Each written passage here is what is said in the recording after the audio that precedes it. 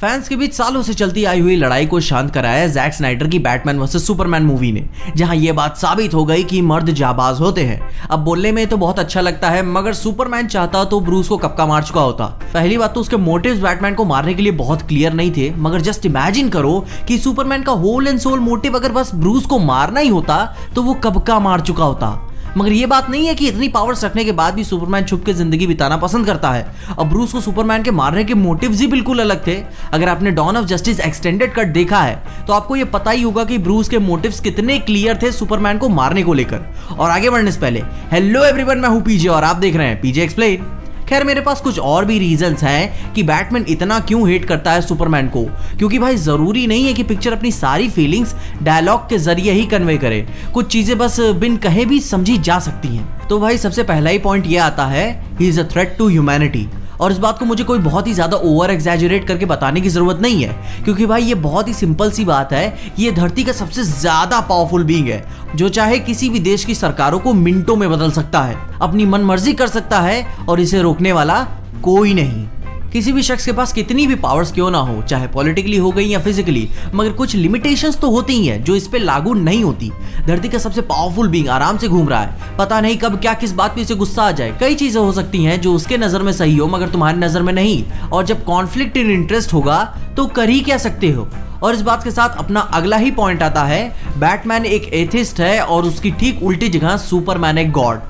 अब एथिस्ट का मतलब तो तुम सब जानते ही होगे कि एक ऐसा शख्स जो गॉड और उसके एग्जिस्टेंस पे बिलीव ना करे, मतलब कि ईश्वर के होने या ना होने पे विश्वास ना करे। अब भाई सुपरमैन की कैपेबिलिटीज ही ऐसी हैं कि गॉड से कंपेयर करना तो बनता ही है। मैंने अपनी इसी वाली वीडियो में एक बार समझाया भी है कि सुपरमैन के एग्जिस्टेंस में बस आ जाने से वो श्योरली रिलीजन को अपेंड करेगा। क्लार्क पर्सनली ये बात मानने से मना कर दे, मगर कुछ लोग होंगे जो उसे पूजना चालू कर देंगे, और इस बात को आप या मैं कोई रोक नहीं सकता। और ये भी एक बहुत ही बड़ा रीजन है कि बैटमैन सुपरमैन से नफरत करे, क्योंकि through out the course of time Superman को ये सब अच्छा लगता है कि लोग उस पर विश्वास करें, लोग उस पर डिपेंडेंट बने। क्योंकि अगर बस उसे इंसानियत की मदद ही करनी है तो मदद करके निकल जाना। तुम तो चाहते ही हो कि लोग तुम्हारे बारे में और ना जाने, मगर नहीं, हम तो किसी ईश्वर की तरह लोगों को अपने आप को टच करने देंगे। जैसे थ्रू आउट वर्ल्ड में ऐसे ट्रेडिशंस होते हैं जहां आम जनमानस ठीक ऐसे ही अपने ईश्वर को छूने की कोशिश करते हैं। तो भाई इस सीन ने भले ही यहाँ कुछ ना कहा हो, मगर ये बात साबित होती है कि सुपरमैन को पर्सनली ये सब गॉड लाइक बीइंग बन के लोगों की मदद करना पसंद है, और बैटमैन को ये सब पसंद नहीं। अब इस बात से अपना एक बहुत ही अच्छा पॉइंट आता है कि बैटमैन को ट्रस्ट इश्यूज है।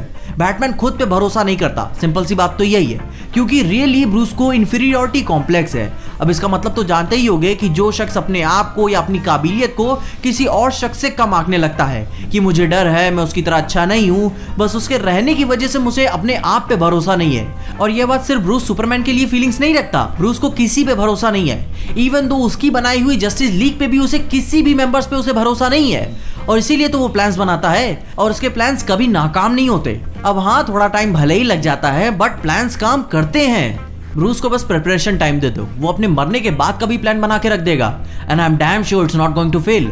अब अपना एक बहुत ही अच्छा पॉइंट आता है वंडर वुमन का। अगर आप थोड़ी सी भी वंडर वुमन की पर्सनैलिटी के बारे में जानते हैं तो आपको पता ही होगा कि ये बहुत ही डोमिनेटिंग लड़की है।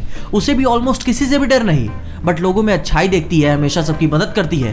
अगर आपने specially wonder woman spirit of truth comic पढ़ी है तो कसम से बहुत ही खूबसूरत कॉमिक है। उसी कॉमिक में जब डायना को एक सेंसिटिव टॉपिक को लेकर थोड़ी सी दिक्कत होती है तो वो किसी के पास नहीं बल्कि अपने पुराने दोस्त क्लार्क के पास आती है मदद के लिए। और ठीक इसी यूनिवर्स की एक कॉमिक में उन्होंने शादी भी की है और उनके 4 बच्चे भी हुए हैं। क्योंकि क्लार्क जब भी अपनी जिंदगी में थोड़ा सा ऑफ फील करता है तो कहीं ना कहीं डायना ही उसे सपोर्ट करने के लिए आती है, और क्लार्क भी अपना पूरा सपोर्ट लेता है, वो भी अच्छे से। क्योंकि भाई लॉजिकली देखे तो यही एक ऐसी सुपर ह्यूमन शख्स है जो इसकी कैपेबिलिटीज की क्षमताओं को झेल सकती है। और अगर आपके पास दिमाग है तो आप समझ ही सकते हैं कि मैं कहना क्या चाहता हूँ। अपने बेचारे ब्रूस को कोई सपोर्ट करने नहीं आता। ब्रूस बचपन से ही इतना अकेले जिंदगी बिताया है कि उसे किसी की जरूरत महसूस ही नहीं होती, मगर एक आध बार इनके बीच में भी हुआ है कॉमिक्स में, लेकिन बस गिनती के ही कुछ कॉमिक्स हैं बैटमैन और वंडर वुमन के रिलेशनशिप को लेकर। मगर डायना और सुपरमैन के रिलेशनशिप के ऊपर तो एक अलग से कॉमिक सीरीज निकल के आ रही है, काफी इलैबोरेटेड रिलेशनशिप है इनका। तो भाई ये बात भी हम मान सकते हैं कि अगर कुछ भी बात हुई तो डायना क्लार्क का साथ देना ज्यादा अच्छा समझेगी इन कंपैरिजन टू ब्रूस। और हमने कॉमिक्स और वीडियो गेम्स में ये काफी अच्छी तरीके से देखा है कि डायना कब कैसे और कहां पलटी मार गई। अब चाहे रीजन चाहे जो कुछ भी हो, जो गलत है सो गलत है। अब अपने last but not the least point पे बात करते हैं जो बहुत ही बेहतरीन है। Superman is accountable to no one. भले ही उसने दुनिया को बचाया, इंसानियत को बचाया, अपनी गर्लफ्रेंड को बचाया, अपनी माँ को बचाया, बट इन सब की एक कीमत है। और डॉन ऑफ जस्टिस की मूवी की शुरुआत में ही लुइस भी ये बात कहती है। मगर क्लार्क भैया तो फूल गुलदस्ता लेकर कुछ और ही मूड से घर आए थे। इरादे तो नेक नहीं लगते हमको शुरू से ही इनके। खैर jokes apart, man of steel movie में जॉर्ड के साथ लड़ाई होने के कारण कुछ प्रपोर्शन ऑफ जिम्मेदारी सुपरमैन की भी आती है कि इसकी वजह से ये घटनाएं घटी और इतनी बुरी तरीके से घटी। अब इन सब बातों को एक्सप्लेन करने के लिए जस्टिफिकेशंस है कि उसने अपनी जिंदगी में इतनी बुरी और इतनी बड़ी लड़ाई लड़ी नहीं, उसने कभी अपने पूरे पोटेंशियल और इमोशन से किसी को मारा नहीं, उसे ब्रूस और डायना की तरह वॉर का एक्सपीरियंस नहीं है कि जंग लड़ा कैसे जाता है। मगर इसका मतलब ये नहीं है कि सुपरमैन की कोई जिम्मेदारी बनती ही नहीं है। अर्थ उसका घर है, ये उसके लोग भी हैं। अपनी पावर्स का इस्तेमाल करके लोगों की हेल्प करना अच्छी बात है, मगर लोकतंत्र इसी को कहते हैं जहां लोग आपसी बातचीत करके अपनी समस्या का समाधान निकालते हैं। उनकी बात मानना या ना मानना वो तो बात की बात हो गई, मगर अपनी गलतियों की जवाबदेही के लिए भी उसे अपनी कुछ जिम्मेदारियां लेनी चाहिए कि आगे ऐसे खतरे से बचने के लिए आम जनता तैयार रहे। कि ये नहीं कि तुम तो मार धाड़ करके निकल गए और ये टैग लाइन लगा दिया कि मैंने दुनिया को बचाया है, बस कुछ 1000 लोग मरे, अब जो चला गया सो चला गया, उसके लिए बहुत ज्यादा कुछ करा नहीं जा सकता। मगर बस अपनी आपसी बातचीत से ही बहुत ज्यादा फर्क पड़ता है। किसी भी बात की जिम्मेदारी ले लेना भी एक अकाउंटेबिलिटी होती है। कम से कम लोगों के बीच में एक सेटिस्फैक्शन की भावना तो पैदा होगी कि इसने बात की। बस एक अच्छी कम्युनिकेशन ही एक ऐसी स्किल है जो किसी भी शख्स की धारणा को प्रभावित कर सकता है। और अब बस इसी बात के साथ अपनी वीडियो को यहीं पे विश्राम करते हैं। इसके अलावा अगर आपके कुछ थॉट्स हैं कि बैटमैन स्पेशली सुपरमैन को क्यों इतना हेट करता है जो इस वीडियो में मैंने मेंशन नहीं करी, तो कमेंट्स में उसके बारे में मुझे जरूर बताएं और आपको क्या अच्छा लगा वो भी बताना। इसके अलावा अगर आपको इस वीडियो में देख के कुछ भी अच्छा लगा, खुशी हो या मजा आया तो लाइक मार दो इस वीडियो को। इस चैनल पे कहीं से भी नए आ गए हो तो सब्सक्राइब तो मार ही देना इस चैनल को। और अगर आपको वीडियो ज्यादा ही अच्छी लग गई तो अपने दोस्तों शेयर कर देना। मेरे इंस्टाग्राम और ट्विटर हैंडल्स आपको नीचे ही डिस्क्रिप्शन में मिल जाएंगे। और देखते रहिए पीजे एक्सप्लेन।